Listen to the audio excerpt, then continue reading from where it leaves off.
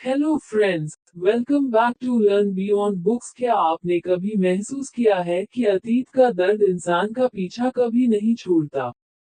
क्या हो अगर आपके पुराने घाव एक दिन आपके सामने जिंदा होकर खड़े हो जाएं?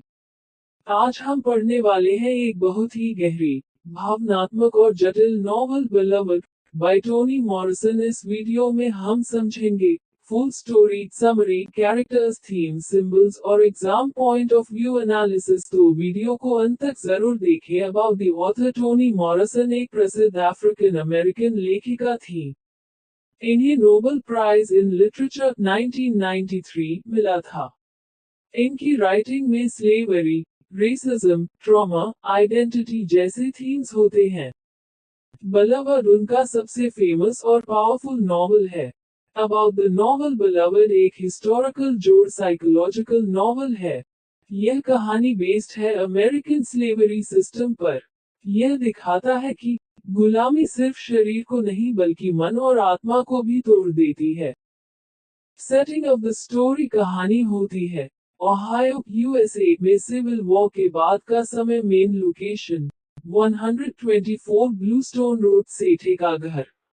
मेन कैरेक्टर एसईटीएचई सेठे एक फॉर्मर स्लेव है जो गुलामी से भागकर आजाद हुई है, लेकिन उसका अतीत उसका पीछा नहीं छोड़ता। वह ट्रॉमा से गुजर चुकी है, अपने बच्चों को बचाने के लिए एक्सट्रीम कदम उठाती है। द शॉकिंग इंसिडेंट जब सेठे को लगता है कि उसे वापस स्लेवरी में ले जाया जाएगा, वह अपने ही बच्चे को मार देती है। क्यों?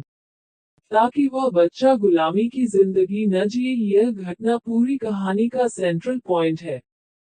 द गोस्ट बिलवड सेठे के घर में एक गोस्ट रहता है, उसकी मरी हुई बेटी की आत्मा। बाद में एक लड़की आती है जिसका नाम होता है बिलवड। वह अजीब बिहेवियर करती है, सेठे से जुड़ी हुई लगती है। संकेत मिलता है कि वह सेठे की डेड डॉटर की स्पिरिट है। रिलेशनशिप एसईटीएचई और बिलवड सेठे से अटेंशन मांगती है, उसे इमोशनली कंट्रोल करने लगती है। सेठे गिल्ट से भरी हुई है, बिलवड को खुश करने के लिए सब कुछ करती है। यह रिलेशनशिप टॉक्सिक और डिस्ट्रक्टिव बन जाता है।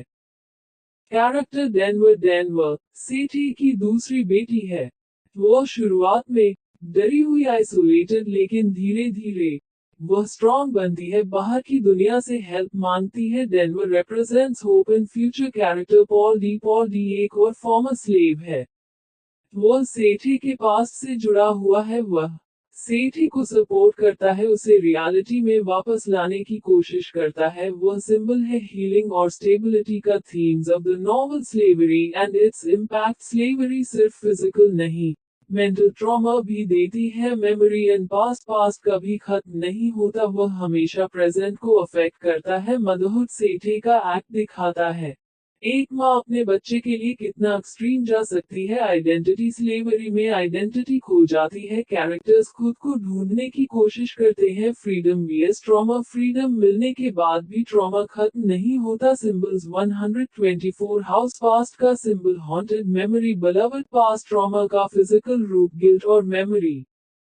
Water birth, rebirth, transition. Message of the novel past को इग्नोर नहीं किया जा सकता। हीलिंग के लिए ट्रूथ को एक्सेप्ट करना जरूरी है। कम्युनिटी और सपोर्ट बहुत इंपॉर्टेंट है। कंक्लूजन, बिलवड सिर्फ एक कहानी नहीं है, यह एक इमोशनल जर्नी है। ट्रॉमा, गिल्ट और हीलिंग की यह हमें सिखाती है फ्रीडम के बाद भी स्ट्रगल खत्म नहीं होता, हीलिंग पॉसिबल है, बट इट टेक्स टाइम। अगर आपको यह एक्सप्लेनेशन हेल्पफुल लगा, लाइक करें, शेयर करें, सब्सक्राइब करें for more semester 4 English literature videos. अगर आप चाहते हैं लाइन बाय लाइन एक्सप्लेनेशन तो कमेंट जरूर करें, वीडियो फुल डिटेल में आ जाएगी।